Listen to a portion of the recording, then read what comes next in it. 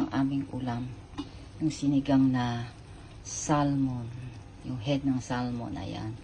Para masarap siya kasi ano siya, fresh yung salmon. Ayan.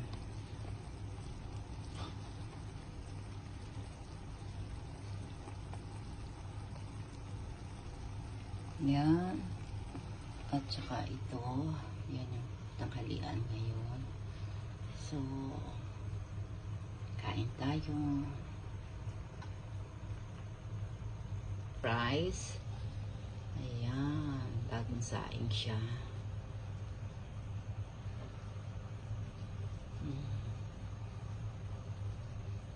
Hi, assalamualaikum. Yan ang aming lunch for today. Yan. Mura lang siya sa Carrefour nung mabili ko. So, ayan. Ayan ang aming lunch. 4 na kilo yung nabili ko. 2 kilo yung luto ko ngayon.